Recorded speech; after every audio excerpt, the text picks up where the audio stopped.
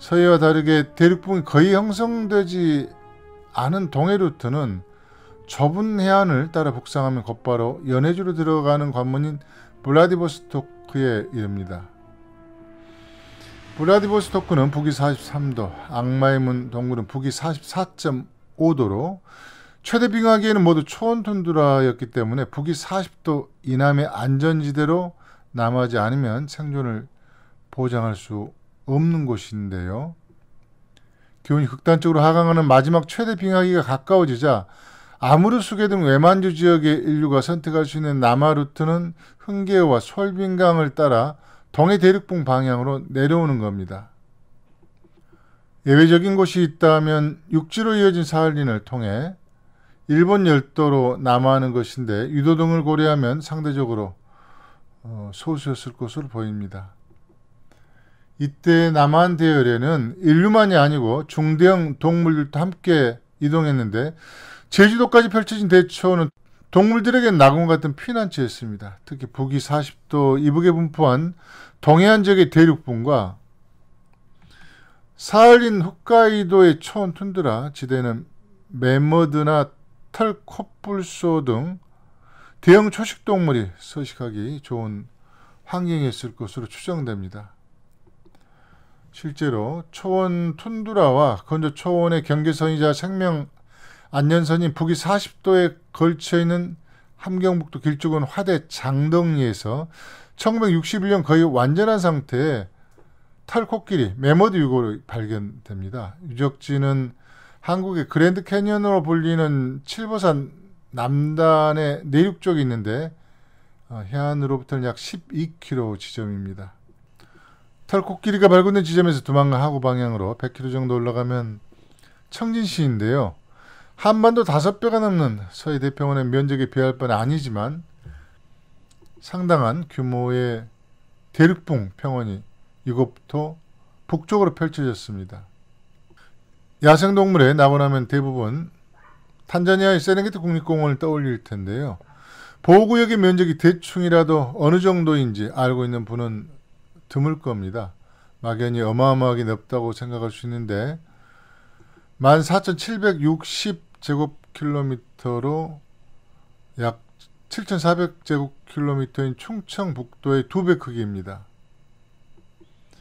이곳에 150만 마리가 넘는 검은 꼬리누, 20여만 마리의 얼룩말, 30만 마리가 넘는 가젤, 8천여 마리의 코끼리와 사자, 표범, 하이에나 등이 생태계를 이루고 있습니다. 그런데 세렝게티 면적에 육박한 약 14,000제곱킬로미터 넓이의 가칭 솔빈 대륙붕 평원이 블라디보스토크 앞에 표트리 대지만을 중심으로 형성되었습니다. 지평선을 볼 수 있는 호남 평야의 4배 규모입니다.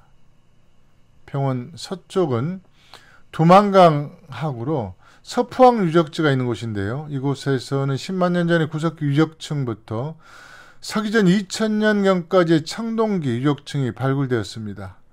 마지막 최대 빙하기 이전부터 인류가 지속해서 정착해 살았던 곳임을 확인해주는 유물들이 많이 출토되었는데요.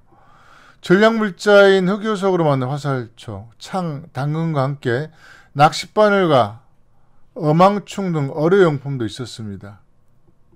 그리고 신성한 의식에 사용되었을 것으로 추정되는 구멍이 13개인 새 뼈로 만든 피리와 함께 고래뼈도 다수 발굴되었습니다.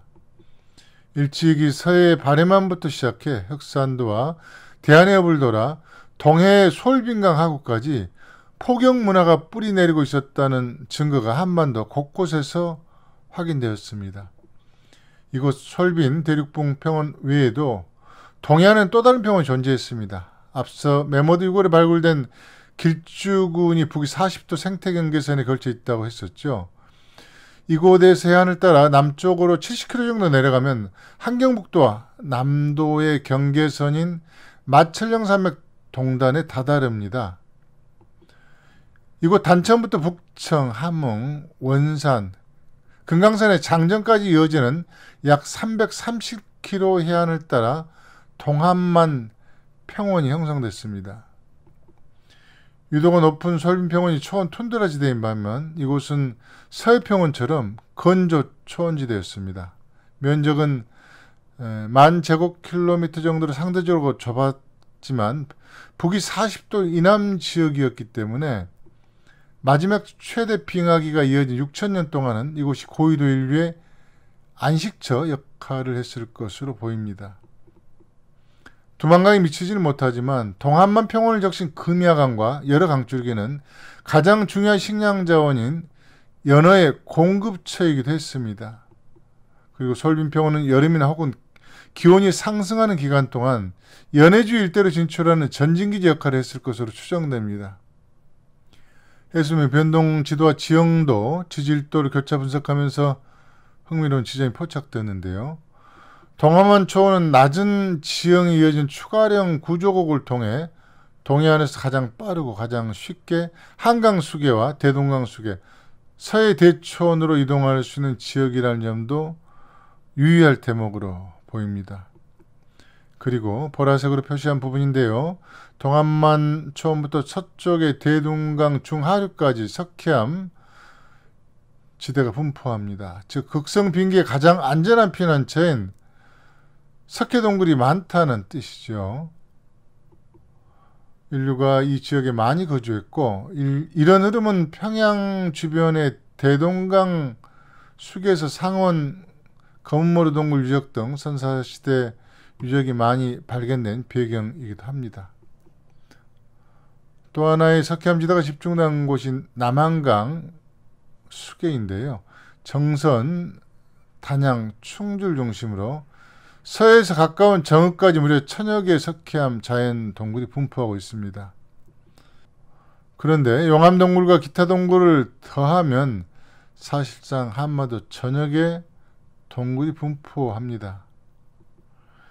서해 대초원에 이어 동한만 평원과 솔빈 평원 그리고 동아시아 최대 동굴군의 분포 특성까지 확인했습니다.